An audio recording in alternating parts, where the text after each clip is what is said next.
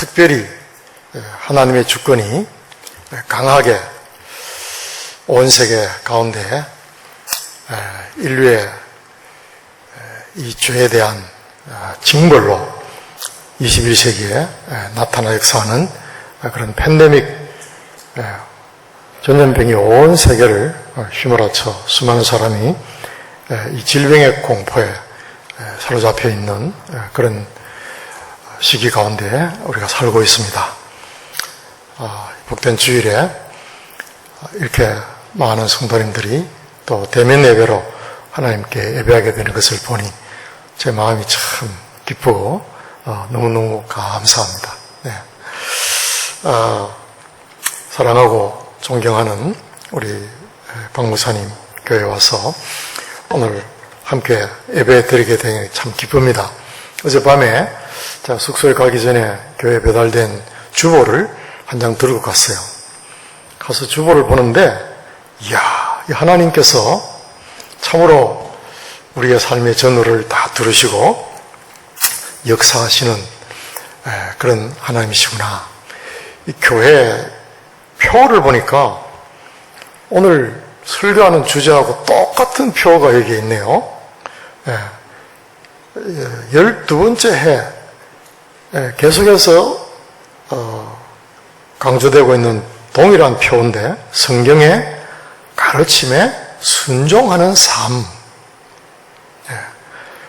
우리 그 믿음에 합당한 삶을 살아내는 그러한 교회가 되자. 이런 표가 정말 제 마음에 아주 그냥 감동을 주었습니다. 또 목사님의 목회 비전이 기록되어 있는데 처음 교회를 본받는 행복한 믿음 생활 그렇게 되어 있어요. 처음 교회는 사도행전적인 신약 교회를 의미하는 것이라고 분명히 생각됩니다. 그렇죠? 왜냐하면 예수님께서 내가 내 교회를 세우리라 그렇게 말씀하셨거든요. 교회는 예수님의 마음에 가진 그 하나님의 설계도대로의 그 교회가 드디어 때가 되매 하나님이 그 아들을 여자의 몸에서 나게 하시고 그 언약을 성취하시는 하나님께서 하나님의 교회를 세상에 세우신 것을 볼 수가 있습니다. 우리가 경험하고 있는 이 팬데믹 이 시대는 21세기에 들어오면서 하나님께서 이 마지막 때를 경영하고 준비하시고 역사하시는 그런 시대라고 생각이 됩니다. 21세기 들어서자마자 우리는 사스라는 바이러스로 아주 몸살을 앓으며 특별히 중국에 있는 우리 선교사들은 정말 어려운 시기를 보내기도 했습니다. 또 조금 있다가 에볼라, 그리고 또 남미에 뭡니까? 그런 또 계속해서 파도가 그 하나 오고 두 개 오고 계속 밀려오듯이 지금은 우한폐렴이라고 불리워지던 이 코비드-19 코로나19 시대를 지금 살고 있습니다. 우리 삶에 많은 변화가 오고 있습니다. 우리가 기대하거나 원치 않았던 그런 환경이 우리를 옥죄고 있습니다. 경제적인 어려움, 또 이 질병의 공포, 그리고 사회 전반에 걸쳐 사람들이 정상적인 생활을 하기에 지금까지 해오던 그런 삶을 지속해서 살기에 좀 어려운 그런 시기가 되어 있는 것이 분명하죠. 하나님이 역사의 참 주인이십니다. 하나님은 애굽이라는 인류 최초의 대제국, 그 애굽에서 자기 백성을 불러내실 때에 여러 가지 재앙을 우리가 사용한 것을 볼 수가 있습니다. 애굽 제국 전역에 한 사람도 예외 없이 하나님이 내리시는 그 엄중하고 무서운 재앙에 시달리게 된 것을 보게 됩니다. 역사 속에 많은 이런 세계적인 대재앙인 질병으로 인한 팬데믹, 재난으로 인한 많은 어려움들이 끊임없이 계속되고 있는 것을 봅니다. 하나님이 이런 시련을 주시는 목적은 한 가지입니다. 돌아가라. 원래대로 돌아가라. 하나님께서 인류를 창조하시고 맨 처음 하신 일이 에덴 동산을 만드셨습니다. 여러분, 이 에덴이 무슨 뜻이죠? 아시는 분 계세요? 에덴. 기쁨이라는 뜻입니다. 하나님은 자기 형상대로 사람을 창조하실 때에 그 하나님을 예배하는 존재인 인생을 통하여 경배를 받으시기를 원하셨습니다. 이사야 43장에 보면 내가 기뻐하는 나의 종들을 내게로 오게 하라. 나는 그들을 나의 찬송을 위하여 지었느냐. 그렇게 인간을 지으신 목적이 하나님을 찬양하는 것, 하나님을 기뻐하고 즐거워하는 것, 하나님을 예배하는 인격적인 존재로 지으셨단 말이에요. 그것이 하나님의 뜻이죠. 그런데 오늘날 인생의 삶이 어떻습니까? 하나님을 잃어버린 죄 아래 팔린 인생들은 자기가 스스로 신이 되어 모든 것을 자기가 원하는 뜻대로 살기를 원하죠. 하나님이 특별히 구별하여 선택하신 이스라엘도 그들이 놀라운 하나님의 구원의 은혜를 입고 하나님의 계명을 직접 받고 그래서 온 세상 가운데에 하나님을 알게 하는 정인 공동체로 그렇게 선택받았음에도 불구하고 그대로 모세가 죽고 여호수아가 죽은 뒤에 각기 자기 소견에 옳은 대로 사는 사사시대를 300년 동안 살고 있는 것을 봅니다. 더구나 우리가 아는 대로 구약성경 하나님이 모든 시대마다 끝없이 왕들과 선지자를 세우셔서 하나님의 뜻을 알리고 하나님과의 관계를 새롭게 하는 그런 제사 제도를 통하여 예배하는 하나님을 중심한 삶을 증거하는 공동체를 만드셨지만 그들은 저 구약성경 마지막 책인 말라기서에 보면 하나님께서 저들의 예배가 너무 괴로워서 그냥 믿음의 행위로 드리는 제사 예배가 아니라 하나의 종교 형식, 신앙인이 아니라 종교인으로 그렇게 해서 마음에도 없는 예배를 또 하나님께서 이렇게 예배하라고 하신 그 원리, 그 설계도대로 그 본질을 잃어버리고 자기 마음대로 예배하는 그 택한 자기 백성 이스라엘의 그 예배를 견디다 못해 하나님께서는 이제는 선지자를 보내시지도 않고 400년 동안 소통을 끊어버리셨어요.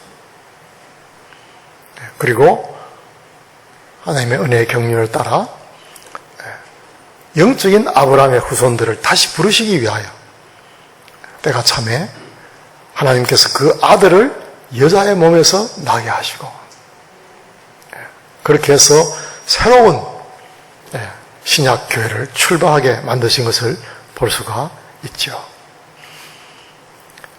이 팬데믹 상태 금년 말에 끝날 것 같습니까? 백신을 맞으면 66% 정도 백신을 맞으면 집단 면역이 일어난다 이런 경험적인 통계가 있어요. 그런데 벌써 인도발 델타 바이러스가 이 전파의 속도가 20배나 빠른 그런 상태로 변형이 일어났죠. 서울대학 예방의학과 교수인 이왕재 교수의 연구 보고에 의하면 이런 변종 바이러스, 코로나 19의 변종 바이러스가 벌써 16개나 생겨나 있대요. 그리고 지난주에, 어제 영국에서는 하루 확진자가 51,800명이 나왔습니다. 51,860명. 이것은 지난 1월 달에 처음으로 5만 명을 넘어선 그 통계가 7개월 뒤에 지금 다시 그 영국의 사람들이 55% 백신을 맞았거든요.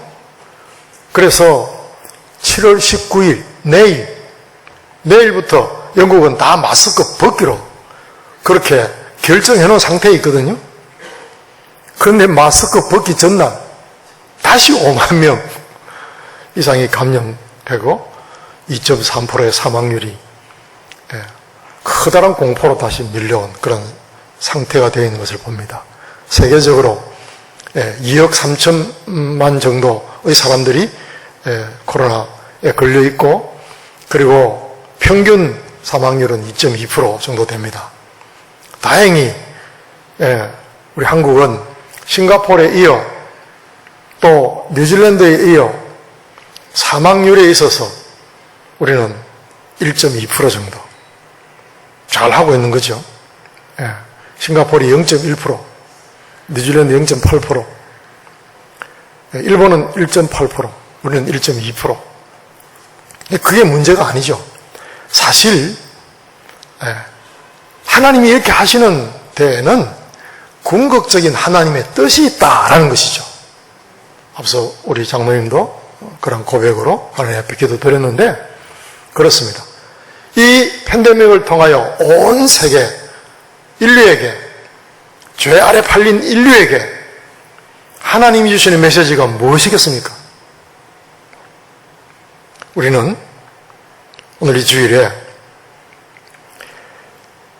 이 역사의 참 주인이신 하나님께서 역사를 다스리시는 가운데 인류가 원치 않고 정말 커다란 공포스런 내 마음대로 살 수가 없는 그런 어려운 전염병 이 재앙을 가지면서 우리는 하나님의 주권이 역사하고 있다 그렇게 분명히 믿습니다. 그러면 하나님의 뜻은 무엇일까요?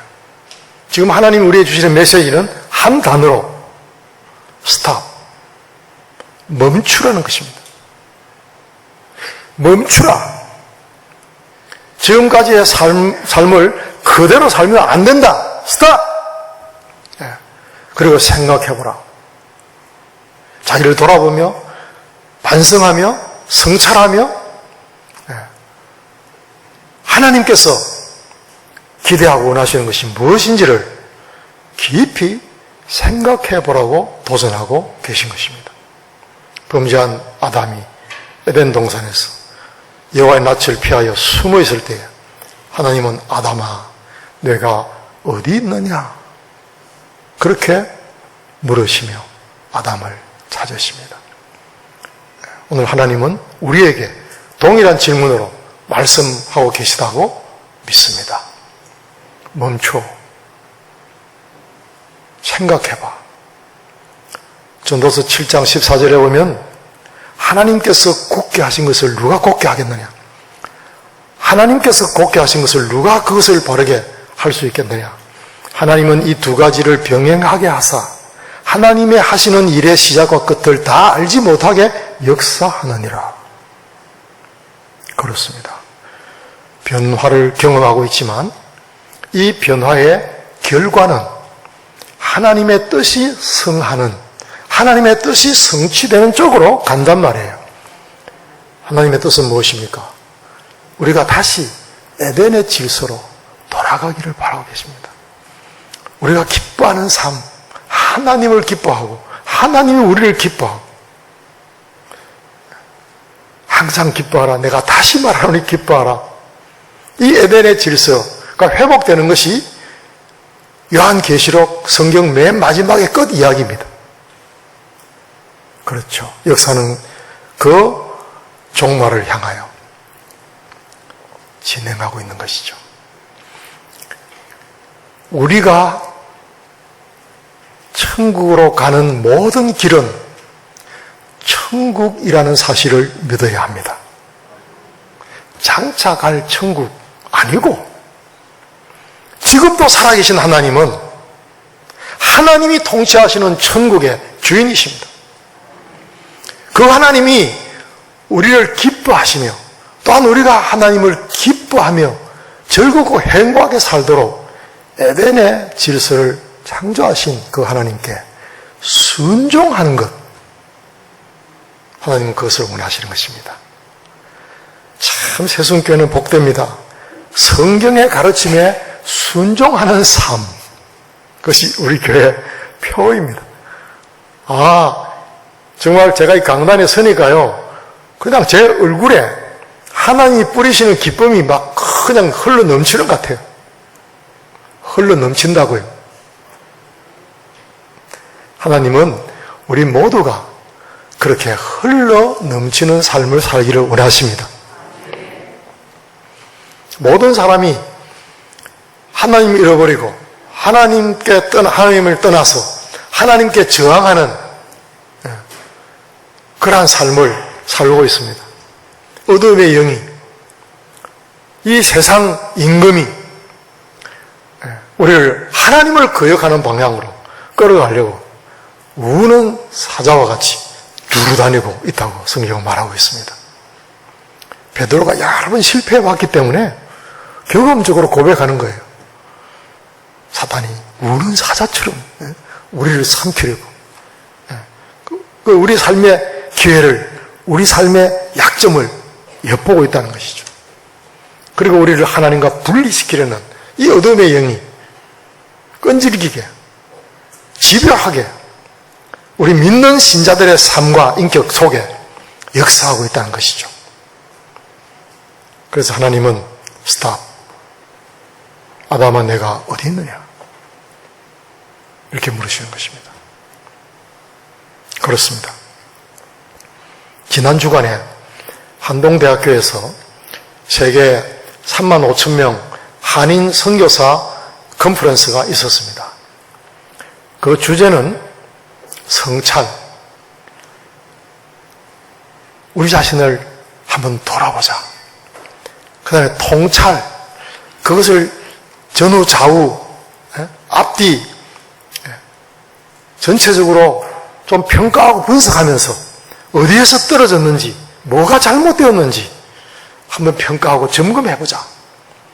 그리고 부족하지만 하나님께 은혜를 구하면서 우리가 그러면 어떻게 해야 되는지 한번 제안해보자. 그리고 궁극적으로 다시 하나님께 순종하는 삶으로 나아가자. 그 주제였어요. 한 300여 명만 모여서 대면으로 이렇게 하고 나머지 한 3만 명이 모두 그 영상으로 참여를 하면서 참 진지하고 아픈 시간, 참 눈물 흘리는 시간, 그리고 반성하며 회개하는 시간, 그리고 다양한 사람들이 참 하나님께 기도하고 하나님의 말씀을 읽고 묵상하며 본질로 돌아가자, 복음으로 다시 돌아가자, 그렇게 선교사의 결의를 다졌습니다. 그 가운데 한 분이 발제를 하면서 이런 제안을 했습니다. 아주 인상적이고 도전적이었습니다. 무슨 이야기를 하면, 그동안 우리 선교사들은 복음을 전파하기 위해서 힘썼다. 하나님의 진리를 가르치기 위해서 애썼다. 그렇지만 그것이 아니라고, 노라고 하나님이 말씀하신다. 무엇이 잘못되었는가? 근본적인 잘못은 이것입니다. 우리가 복음을 전파하려고 하지 맙시다. 복음을 살아내려고 합시다. 복음을 전파하지 말고 복음을 삽시다. 15분 동안 자기 자신을 적나라하게 내놓으면서 그 실패를 하나님 앞에 공개적으로 회개하면서 나는 가르치려고 힘쓰고 애쓰며 복음을 전파하는 일에 열정을 다했다. 더 많은 보고를 잘하기 위해서. 그런데 정작 내가 가르치는 말씀에 자기 집에 그 가르치는 말씀을 내가 살아내는 일에 나는 실패했다. 나는 이번 코로나를 통하여 그것을 발견했다. 아무것도 할 수 없는, 그리고 갇혀서 생각해 보도록, 기도하도록, 회개하도록 하시는 하나님의 은혜 가운데서 자기가 분명하게 깨닫게 된 것은 우리가 복음을 가르치려고 했지 복음을 살아내려고 몸부림치는 노력을 하지 못했다. 오늘 목사님께도 고백했지만 어젯밤에 제가 거의 잠을 못 잤습니다. 한 2시간 잤을까? 하나님이 2번 깨우시는 거예요. 꿈인지 생신지 환상인지 뭔지 모르지만 또렷하게 하나님께서 제게 말씀하시고 다시 이제 저는 금년에 은퇴인데 33년 동안 선교사의 삶을 살면서 정말 내게 결정적으로 부족했던 것이 무엇인가를 깊이 성찰하게 하셨습니다. 너무나 강력한 터치고 메시지여서 잠을 잘 수가 없었어요. 더구나 오늘 이 설교를 하면서 나 자신이 먼저 깨어지고 부서워지고 너 지렁이 같은 야곱아 라고 이스라엘로 부르셨던 그 야곱의 이름의 뜻이 뭡니까? 오른손으로 형의 발목을 잡았다 뜻 아닙니까? 자기가 먼저 나오려고 그렇게 자기중심적이고 다투는 사람. 성경의 야곱의 생애를 어젯밤 저도 돌아봤습니다. 야, 내가 야곱이다. 정말 내가 야곱이다. 스스로 지혜로운 척하고 내 경험이 하나님의 어떤 성령님의 인도보다도 더 중요한 줄로 생각하고 내 아이디어, 내 기획력, 내 똑똑하고 잘난 것 그런 것들을 앞세우고 너무나 자기중심적인 삶을 나도 모르게 사실 그게 아닌 줄 알면서 그래서 바울 같은 그런 위대한 하나님의 종이 오라 나는 권고한 자로다 누가 이 사망의 몸에서 나를 건져내려 이렇게 탄식했던 I'm nothing You are everything 나는 망하고 당신은 흥해야 합니다. 세례 요한의 그 자세 수없이 되뇌이며 살았건만 나도 모르게 내 욕심, 내 명예, 내 업적, 내 영광을 드러내려고 애썼던 시간들이 주마등처럼 하나님이 다 기억하시는 거예요. 우와, 각 사람이 그 행한 대로 갚음을 받을 것이라고. 우와, 너무나 무서운 거예요. 은혜 아니면 주님의 긍휼하심이 아니면 우리는 아무도 하나님 앞에 설 수 없구나.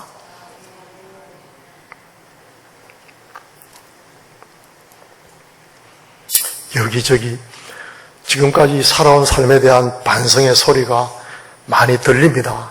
감사합니다. 한국 교회가 그냥 1996년을 기점으로 1200만 성도를 기점으로 내려가고 있습니다. 지금은 600만 명까지 내려왔습니다. 예수 성도 중에 4분의 1이 가나안 성도입니다. 주일날 교회 안 나가는 성도. 그래서 이제는 삶의 현장에서 예배하는 그런 새로운 패러다임. 멀리 가서 선교하는 것이 땅끝이 아니라 지구를 한 바퀴 돌면 원래 내 자리에 오잖아요. 땅끝이 어디입니까? 내가 선 바로 그 현장. 거기가 땅끝이란 말이에요. 땅끝에 서서 주님이 내게 주신 그 사명을 감당하기 위하여 다시 한번 본질로 돌아가고 복음으로 돌아가고 복음에 합당한 삶을 살아내는 치열한 그런 혁신적인 성도가 되기 위하여 우리 모두 다시 한번 결심했으면 좋겠습니다. 오늘 택한 본문 사도행전의 그 교회, 정말 처음 교회, 사도행전 2장에서 성령의 강림으로부터 120문도가 예수님의 부활을 본 사람 가운데 전혀 기도에 힘쓰며 하나님의 약속하신 성령님을 기다리던 그 초대교회, 그 초대교회의 모습을 우리는 사도행전 2장, 3장, 4장 계속해서 볼 수 있습니다.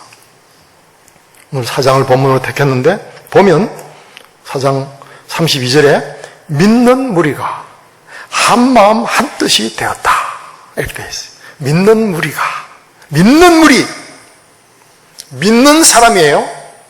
에베소 교회에게 말씀할 때에 너희 처음 사랑을 버렸느니라 믿는 교회에게 하신 말씀이십니다. 회개하고 돌이키라. 너희 눈 본 것, 벌거벗은 것, 헐벗은 것, 줄인 것 보아라. 그렇죠. 내가 문 두드려 문 밖에 서서 두드리노니 누구든지 내 음성을 듣고 문을 열면 내가 그로 들어가 그로 더불어 먹고 그는 나로 더불어 먹으리라. 라오디게아 교회에게 주신 말씀이란 말이에요. 불신자에게 주신 말씀이 아니고 예수님을 영접하고 예수님을 주로 부르는 삶을 살고 있는 믿음을 가진 성도들에게 주신 말씀이란 말이에요. 두렵고 떨림으로 너희 구원을 이루라. 빌립보서 이 말씀도 빌립보 교회에게 주신 말씀이란 말이에요. 두렵고 떨림으로 너희 구원을 완성하라. 그런 의미죠. 그렇습니다.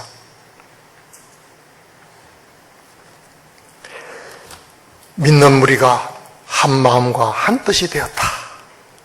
참 아름다운 이야기죠. 한 마음과 한 뜻이 되었다. 우리 가정에 가족 공동체가 한 마음 한 뜻이 되어서 그렇게 서로 사랑을 나누면서 서로 사랑을 주고받으면서 사는 가정, 얼마나 행복한 가정이 되겠습니까? 한 마음 한 뜻이 된 교회, 생각만 해도 재미나고 부럽고 믿는 무리들이 날마다 더해질 수밖에 없는 그런 공동체가 되겠죠. 왜? 세상 사람들은 다 마음이 갈라져 있으니까. 이 어둠의 세상 주관자인 땅의 임금인 사단이 늘 분리의 영으로, 거짓의 영으로 역사한단 말이에요. 그러니까 우리는 속고 속이면서 그렇게 상처를 주고 받으면서 마음이 상해가지고 즐겁지 않은, 행복하지 않은 삶을 살고 있는 거예요. 그런데 땅에 있는 하나님의 나라인 교회, 예수 그리스도가 머리이신 예수님의 통치를 받는 지상에 있는 하나님의 나라인 교회가 오늘 처음 교회를 보니 한 마음 한 뜻이 되었다. 이유가 뭐예요? 두 가지예요, 두 가지. 이유가 뭐냐? 그들은 모일 때마다 사도의 가르침을 받았어요. 그렇죠? 사도행전 2장에 42절에 보면 저희가 모일 때마다 사도의 가르침을 받고 찬송하며 기도하기를 힘쓰는 그런 교회인 것을 알 수 있고, 모일 때마다 떡을 떼며 순전한 마음으로 음식을 먹고 떡을 떼며 뭐예요? 한 떡에 참여하는 거예요. 예수 그리스도, 그분이 나를 대신하여 자기의 생명을 주시고 잃어버린 나를 하나님과 화목케 하는 그 단번에 드린 영원한 제사를 통하여 화목 제물이 되시고, 이는 그리스도 안에서 하나님의 자녀로 부르셨다. 그래서 그 예수의 잔과 피와 잔을 기념하면서 주님 다시 오시는 날까지 그것을 행하여 나를 기념하라. 무슨 뜻입니까? 한 떡에 참여하는 하나님의 가족들의 공동체가 된 것을 기억하고 기뻐하며 한마음 한뜻으로 주님을 섬기라는 것입니다. 한 분 하나님, 한 성경, 한 성령, 한 지체, 그런 하나가 되는 은혜, 이것은 성령 안에서, 그리스도 예수 안에서 하나님 우리에게 주시는 놀라운 은총이죠. 그래서 우리 교회가, 이 목사님이 33년째입니까? 목사님? 30 몇 년째죠? 36년? 8년! 38년. 그 신학교 다닐 때 같이 다녔는데 벌써 38년이 지났네요. 그렇군요. 이게 개척할 때를 제가 압니다. 저도 그 당시에 두란노스원 일을 할 때 창원에 자주 왔습니다. 성경 공부 인도하러. 매주일마다 왔었어요. 그런데요, 저희가 사도의 가르침을 받아. 사도의 가르침이 뭡니까? 사도의 가르침. 이 사도들이 가르친 내용은 주제가 하나입니다. 33절. 다 같이 읽어볼까요? 33절 보면 거기 주제가 기록되어 있습니다. 사도의 가르침의 내용의 핵심이 뭡니까? 저희가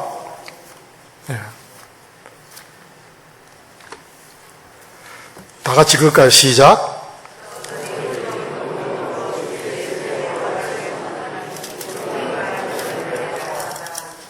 네, 그 다음 절.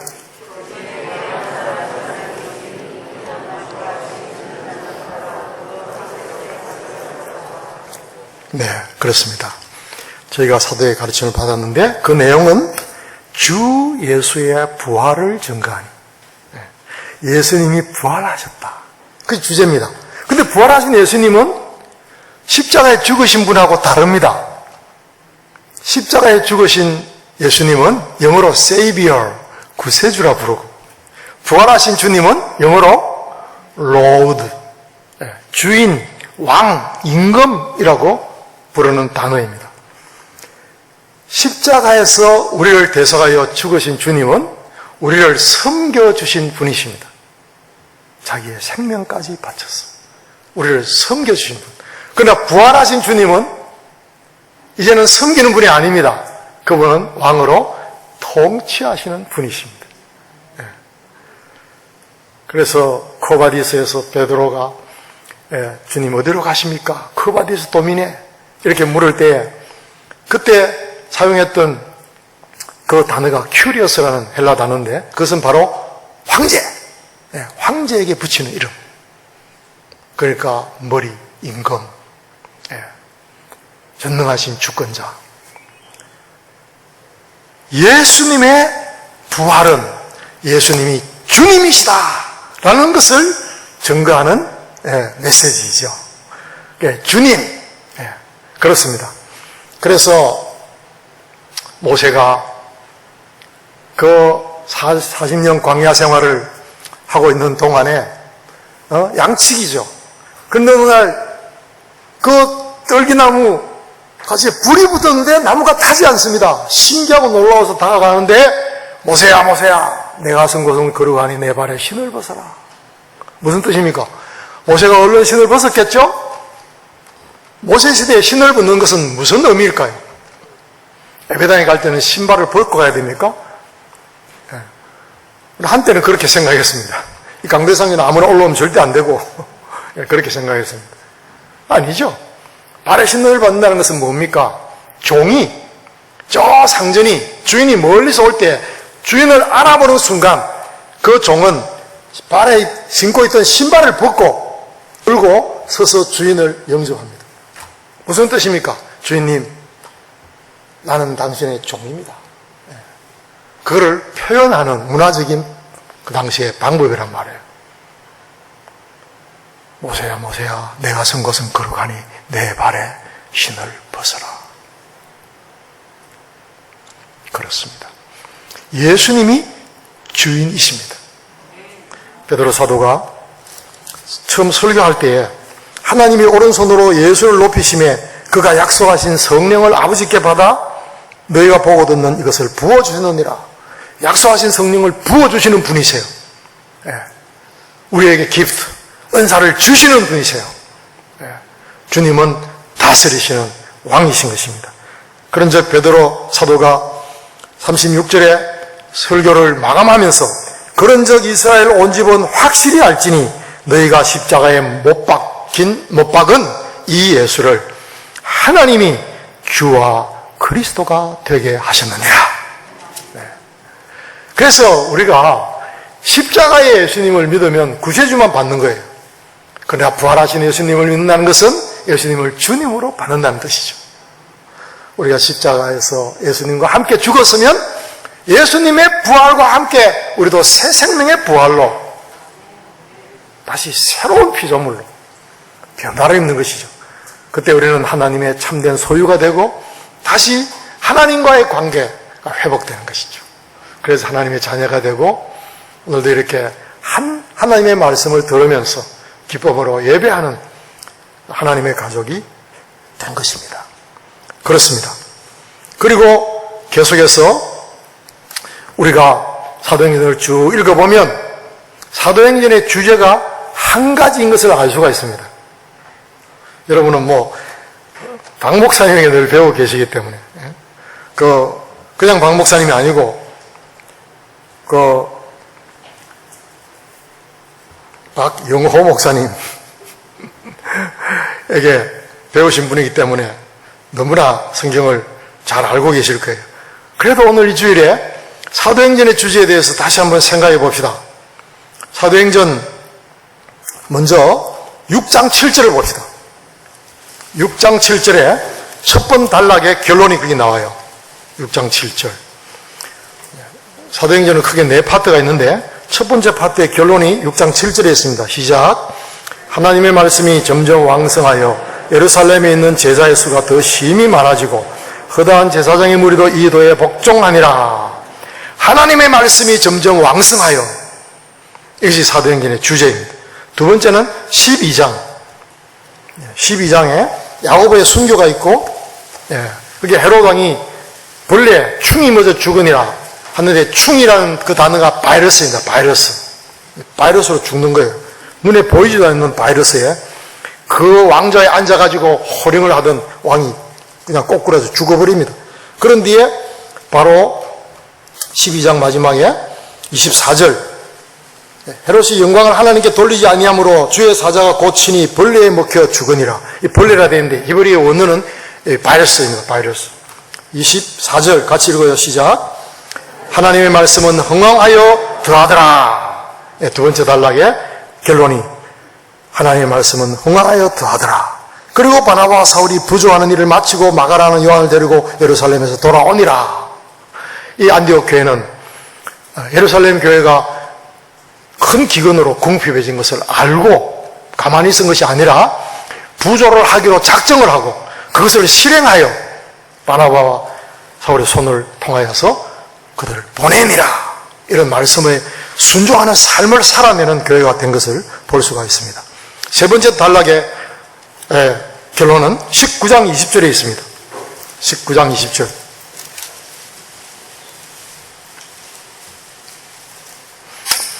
19장 20절.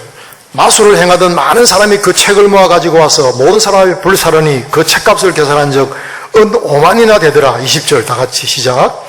이와 같이 주의 말씀이 힘이 있어 흥하여 세력을 얻으니라. 이렇게 세 번째 파트 끝납니다. 네 번째 파트 끝은 어디 있겠어요? 28장 맨 끝에 있겠죠?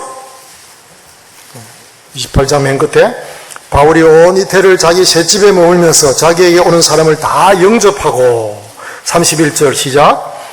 하나님의 나라를 전파하며 주 예수 그리스도에 관한 모든 것을 담대하게 거침없이 가르치더라. 이렇게 사도행전은 말씀의 가르침이 왕성하게 되는 것을 통하여 어떻게 초대교회가 참 교회가 되고 있는지를 우리에게 보여주고 있는 것입니다. 사도행전을 이어서 우리가 바울의 서신들 가운데서도 이것을 볼 수 있어요. 보면 사도행전 20장 34절에 바울이 3년간 머물며 눈물로 목회한 에베소 교회 이야기가 나옵니다. 사도행전 20장 34절에서 바울이 고백하는 놀라운 메시지가 거기에 있습니다. 32절, 이제는 다시 너희들을 보지 못한다. 그러면서 그러므로 여러분 일깨어 내가 3년이나 밤낮 쉬지 않고 눈물로 각 사람을 훈계하던 것을 기억하십시오. 32절 시작.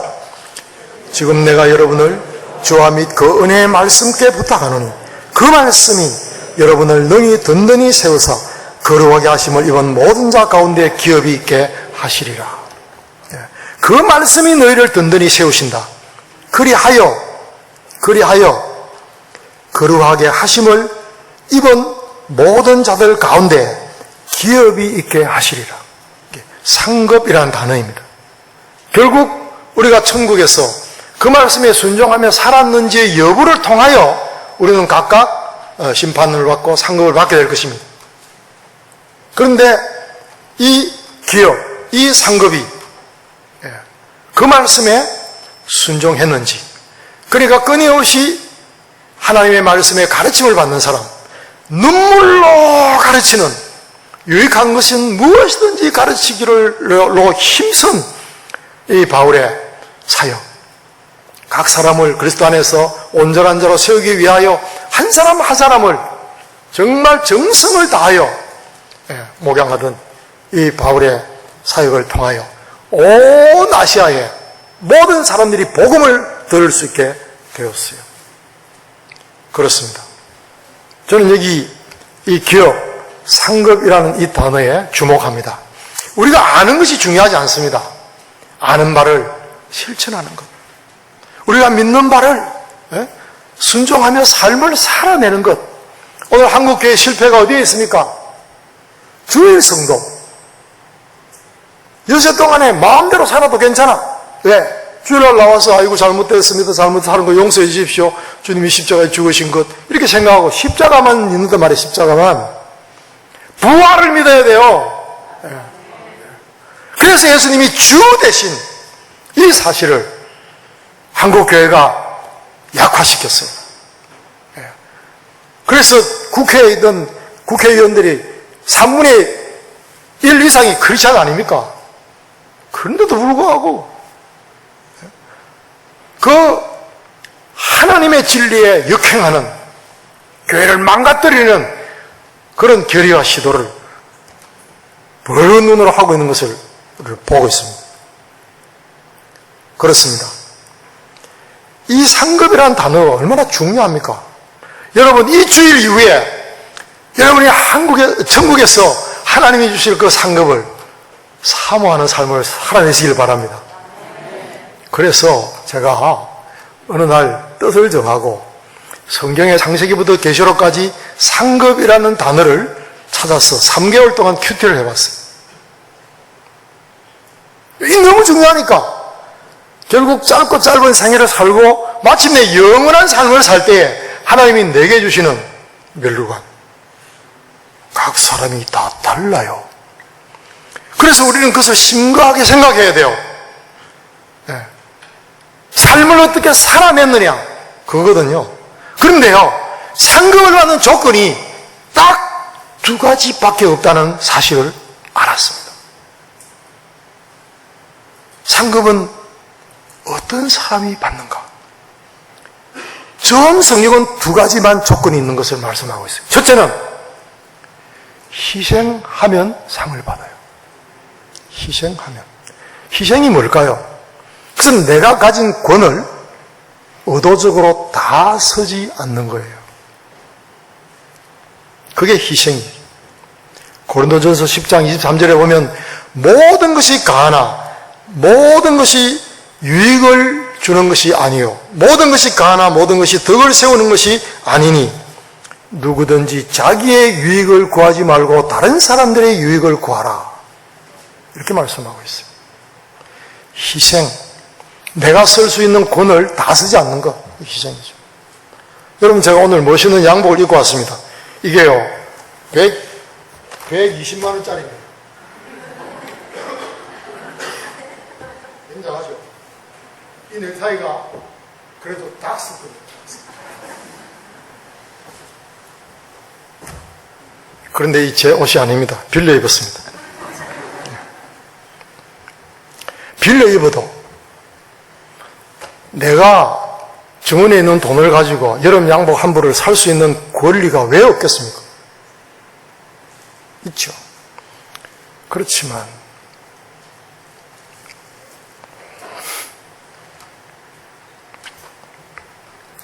내가 만난 중국 목사님들 여름에 선풍기 없이 살았습니다.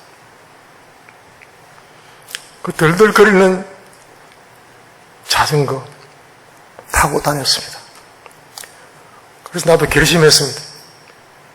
중국 분들이 다 선풍기 타고 중국 분들이 다 자가용을 탈 때까지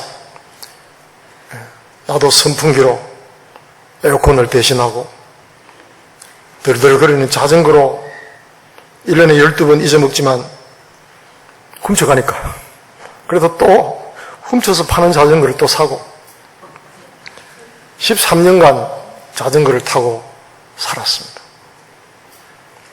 근데 부족함이 있었을까요? 너희는 먼저 그의 나라와 그의 의를 구하라. 누가 억지로 나하고 같이 오리를 가져가면 10년을 같이 가고 겉옷을 달라 그러면 속옷까지 주고 이것이 주님께서 우리에게 가르친 황금률 아닙니까? 누구든지 남에게 대접을 받고자 하는 대로 먼저 남을 대접하라. 그렇죠. 자기의 권을 다 쓰지 않을 때 상급이 있습니다. 또 두 번째는 충성할 때의 상급이 있습니다. 그 일이 얼마나 크고 위대하냐. 큰 하나님의 기도할 때 크신 종, 이런 큰 종이 되게 해주십시오. 큰 종은 종 칠 때 소리 잘 나겠지만은, 저건 큰 종, 이 말이 안 맞습니다. 종은요, 두 가지 없습니다. 종은요, 인격이 없는 존재예요. 종은요, 직책도 없는 존재예요. 우리가 다 주의 종입니다. 왕 같은 제사장, 그리고 참된 주의 종, 이 양면을 우리는 다 가지고 있습니다. 그래서 저는 그것을 종쉽이라 이렇게 부릅니다. 섬기는 리더십. 그리고 누구든지 어뜸이 되고자 하면 형제의 종이 되어야 하리라고 주님 말씀하십니다. 이것이 참된 신앙 아니겠습니까? 그런 신앙을 삶으로 살아내는 교회가 참된 교회가 아니겠습니까? 21세기에 이런 참교회가 필요한 것입니다. 다 망하고 바닥을 치는 길로 그냥 브레이크 없이 아래로 꺼져가고 있습니다. 그러나 성경적인 본질을 회복하기 위하여 길을 쓰며 분투하고 있는 참된 믿음의 삶을, 진리를 자기 자신의 삶 속에, 인격과 삶 속에 적용하는 삶을 살아내고 있는 그러한 교회가 있다면, 고돔과 소돔과 고모라 성을 멸망할 때 의인 50명만 있으면, 나중에 의인 5만 있으면 하나님이 그 성을 멸하지 않겠다고 말씀하십니다. 그런 마지막 보루, 거룩한 남은 거루터기, 그런 거루터기 신앙인으로 저라의 삶을 주님께 드렸으면 좋겠습니다. 시간에 가서 마지막으로 잠깐 한 가지 이야기만 하고 마치겠습니다. 이 간증을 하려면 밤을 새워도 할 이야기가 참 많은데요. 제가 고등학교 3학년 때 아버지가 교사를 하시다가 사업을 하게 돼갖고 우리 자녀 4명을 공부시키려고 부산으로 오시면서 가산을 다 팔아 투자를 해서 회사를 설립했는데 그 회사가 친구한테 속아가지고 한 달 뒤에 부도가 나서 망하는 회사를 인수해서 법인 대표가 되신 거예요. 그래서 우리 집이 망해버렸습니다.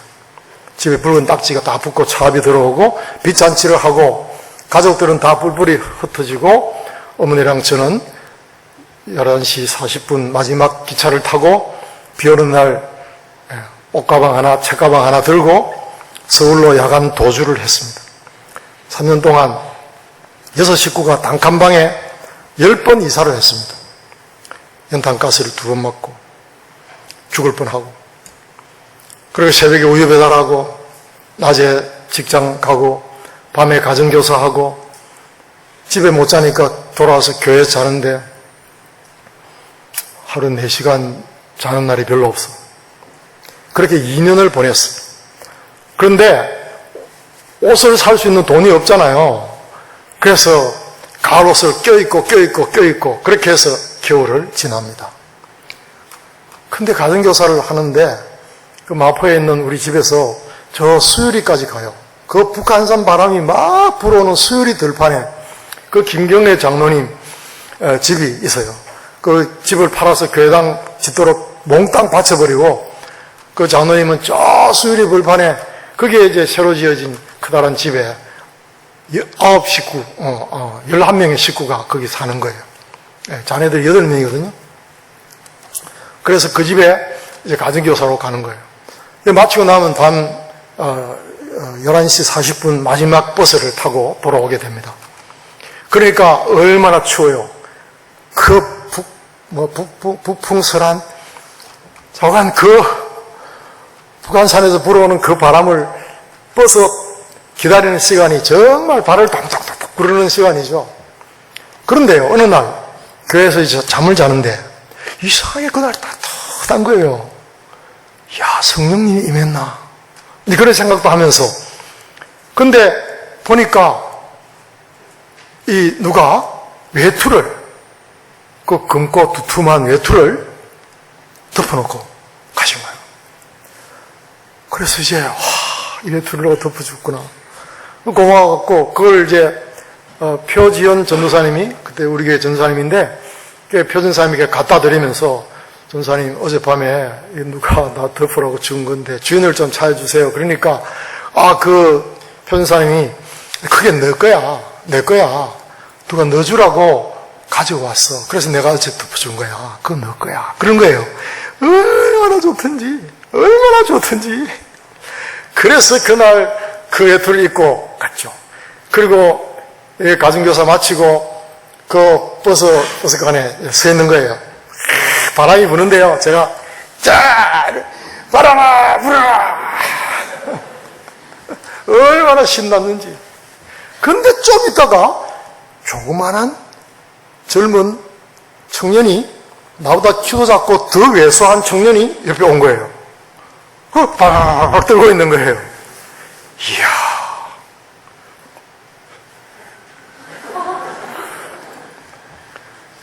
근데 하나님 내 마음을 터치하시는데 어떡합니까? 하필 그 주간에 저는 불가리아의 리차드 범블랜드 목사님이 감옥에 갇혔다가 20년 만에 감옥에서 나오면서 감옥에서 쓴 수기 그 책이 있어요. 갇혔을 때 돌아보았나 라는 책이에요. 예수님이 내가 갇혔을 때 너희가 돌아보았고 내가 배고플 때 먹을 걸 주었고 헐벗을 때 옷을 주었다. 그 말씀 그걸 묵상하면서 이 범블랜드 목사님이 자기에게 오는 주먹밥 거기는 이제 빵이겠죠? 빵 한 조각 주는 거를 입에 딱 넣으려고 그러는데 옆에 사람이 탁 뺏어 먹는 거예요. 이게 보통 같으면 달려들어서 그냥 치고 그걸 뺏어야 되는데 범블랜드 목사님이 여러 번 번번이 빼앗길 때마다 드세요 하고 양보한 거예요. 그 이야기가 그 책에 기록되어 있어요. 그 책의 결론은 어떻게 되었냐? 이분이 예수님이면 내가 어떻게 하겠는가? 그는 항상 그 질문을 하면서 살아왔대요. 그래서 내가 그 친구를 보는 거예요. 보기 싫어요. 안 돼, 안 돼, 안 돼. 그런데 또 보는 거예요. 이분이 예수님이면 나는 어떻게 할 것인가? 한 주일 전에 읽었던 그 책이 생각나는 거예요. 에라 모르겠다 하고서 벗어서 줬죠. 같은 버스를 탔어요. 얼마나 후회가 되는지. 얼마나 후회가 되는지. 그런 걸 희생이라 그러는 거예요. 그런데 그날 이후 주님께서 내게 땅에서 배나 받고 그걸 한 거예요. 그래 그 옷을 나한테 구해준 분이 김경애 장로님 부인인 그 김경애 권사님이세요. 다음날 주일날 내가 그 외투를 입고 있지 않은 걸 보신 거예요. 그래 왜 옷을 안 입었냐 물으시는 거예요. 할 수 없이 어젯밤 이야기를 해줬지. 장로님 집에서 나왔을 때 그 버스 정류소에서 그래서 그냥 벌써 줘버렸어요. 그랬더니 이놈 그러시면서 다음날 저를 만나자고 연락이 오신 거예요. 직장에 있는데 점심때 나오라고. 그래 밥 한 끼 사주시고 신세계 백화점에 가가지고 양모로 된 외투 70만 원 사주시는 거예요. 할렐루야. 그리고 그걸 또 벗어줬다는 거 아닙니까? 그랬더니 하나님이 내 일생에 제일 좋은 옷을 지금까지 주시는 거예요. 그래서 저는 새 옷이 생기면 무조건 벗어줘버립니다. 그럼 더 좋은 옷이 생기니까. 부산에서 고원교회를 개척하고 중국으로 갈 때에 제가 전세로 있던 집 그걸 해가지고 우리 장인어른하고 2천만 원씩 해서 4천만 원. 근데 장인어른이 안 받겠대요. 그래서 4천만 원 들고 중국으로 가야 되는데 그걸 교회 후임 목사님과 교회에다가 헌금을 해버렸어요. 차도 그냥 공짜로 줘버렸어요. 그리고 빈손으로 갔죠. 근데 어떤 일이 일어났겠어요? 그 뒤에 생기는 복이 무슨 복이겠어요? 처음에는 옷을 줬더니 옷복이 생겼어요. 집을 줬더니 집복이 생기는 거예요. 지금까지 헌집에 살아본 적이 한 번도 없습니다. 이사를 17번 했거든요. 근데 헌집에 살아본 적이 없어요. 그날 이후 하나님은 그의 나라 그의 의를 힘써 구하는 자에게 먹고 입는 모든 것들 우리 염려를 다 맡아주십니다. 시간이 많이 갔죠? 오늘 또 저지켜도 있는데 더 재미있는 이야기 있는데 다음번에 기회가 되면 하겠습니다. 기도합시다.